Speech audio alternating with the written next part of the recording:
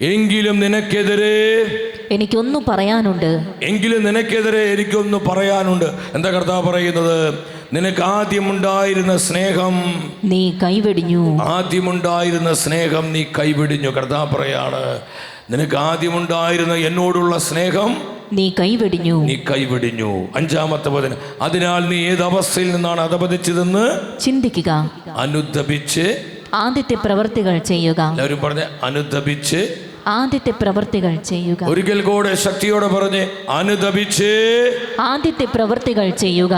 ആദ്യത്തെ പ്രവൃത്തികൾ ചെയ്യുക. അപ്പൊ കർത്താവ് നമ്മളോട് പറയുന്ന ഒരു പ്രധാന കാര്യം എൻ്റെ സഹോദരങ്ങളെ ഏതാണ്? കർത്താവിനോടുള്ള സ്നേഹം നമുക്ക് കുറഞ്ഞു പോയി. കർത്താവിനോടുള്ള ആ ഡിവോഷൻ നമ്മുടെ മാറിപ്പോയി. കർത്താവിനോട് നമുക്കുള്ള ആ സമർപ്പണം നമുക്ക് നഷ്ടപ്പെട്ടു പോകുന്നു. കർത്താവിനോട് ഉണ്ടായിരിക്കേണ്ട വിശ്വസ്തത നമുക്കില്ലാതെ പോകുന്നു. കർത്താവ് പറയാ അനുദപിക്കുക.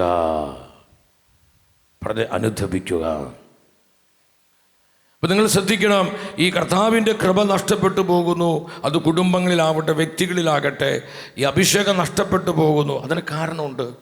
നിങ്ങൾ 1 സാമുവേൽ 4:21 എടുക്കുക. 1 സാമുവേൽ 4:21.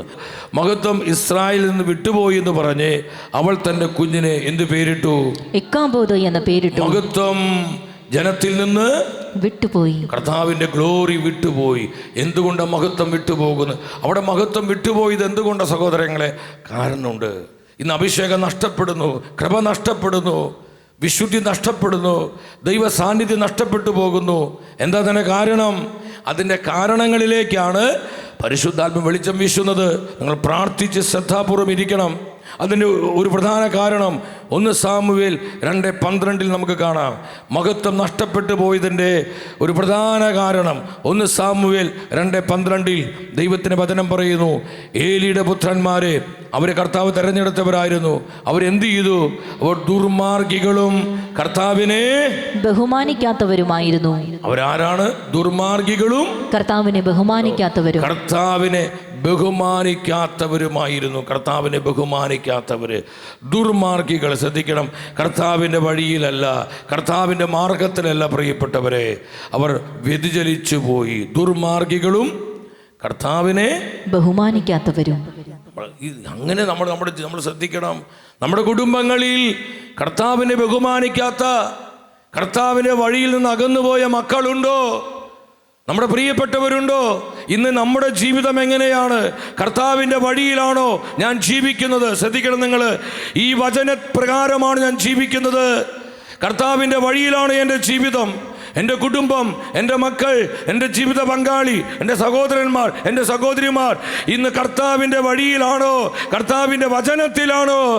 പരിശോധിക്കണം സഹോദരങ്ങളെ.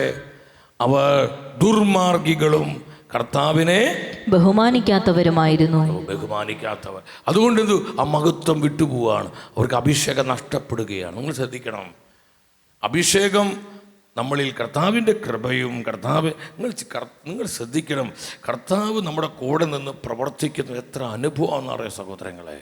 അതൊരു ലിവിങ് എക്സ്പീരിയൻസാണ്. നമ്മുടെ ജീവിതത്തിന് വലിയൊരു ആനന്ദമാണത്. അതൊരു അഭിഷേകമാണ്. കൂടെ നിന്ന് കർത്താവ് പ്രവർത്തിക്കുന്നത് നമുക്ക് എത്ര ആശ്വാസമാണ്, എത്ര ആനന്ദമാണ്. ആ ഒരു കർത്താവിനെ നമ്മൾ അറിയണം. അത് നമ്മുടെ വിശ്വാസ ജീവിതം ഭയങ്കര ത്രില്ലിംഗ് ആവും. നമ്മുടെ ആത്മീയ ജീവിതം നമുക്ക് വളരെ അഭിഷേകമായിട്ട് മാറും. അത് ബോറിംഗ് അല്ല, നമുക്ക് ആവേശമാണ്, ആനന്ദമാണ്, തീഷ്ണതയുള്ളതാണ്.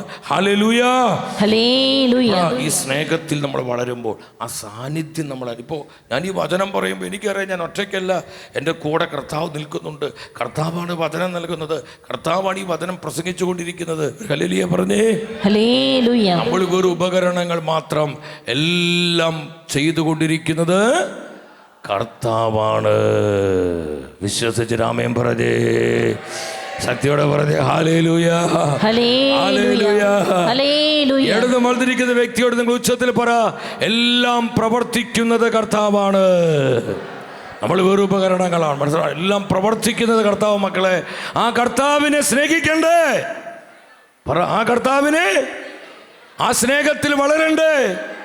അവനോടുള്ള സമർപ്പണത്തിൽ വളരണ്ടേ? വിശ്വസ്തതയിൽ വളരണ്ടേ? വിശ്വാസത്തിൽ വളരണ്ടേ? അവിടെയാ അഭിഷേകം, അവിടെയാ കൃപ, അവിടെയാ അനുഗ്രഹം, അവിടെയാ പരിശുദ്ധാത്മ പ്രവർത്തനം. മനസ്സിലാക്കുന്നവർ ഹല്ലേലൂയ പറഞ്ഞേ.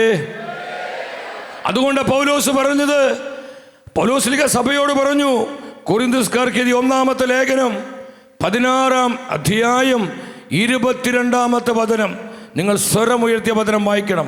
1 കൊരിന്തോസ് 16:22. ആരെങ്കിലും കർത്താവിനെ സ്നേഹിക്കുന്നില്ലെങ്കിൽ അവൻ ശപിക്കപ്പെട്ടവനാകട്ടെ. അവൻ ശപിക്കപ്പെട്ടവനാകട്ടെ. അപ്പൊ എന്താ ശാപം മാറാത്തത്?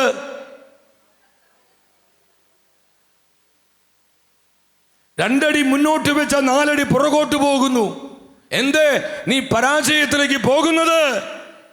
നിന്റെ സ്നേഹം കുറഞ്ഞു, നിന്റെ വിശ്വസ്തത കുറഞ്ഞു, നിന്റെ സമർപ്പണം, നിന്റെ പ്രാർത്ഥന, നിന്റെ ആരാധന ജീവിതം കുറഞ്ഞു. നീ എന്താ പറയാ, ഒരു അലസമായ ഒരു ജീവിതമായിട്ട് മാറുന്നു. ലോകസുഖങ്ങൾ ഇതൊക്കെയാണ് നമ്മുടെ പ്രയോറിറ്റി. കർത്താവ് പറയാ, ആരെങ്കിലും കർത്താവിനെ, ഒന്നുകൂടി വായിച്ച്, ആരെങ്കിലും കർത്താവിനെ സ്നേഹിക്കുന്നില്ലെങ്കിൽ അവർ ശപിക്കപ്പെട്ടവനാകട്ടെ.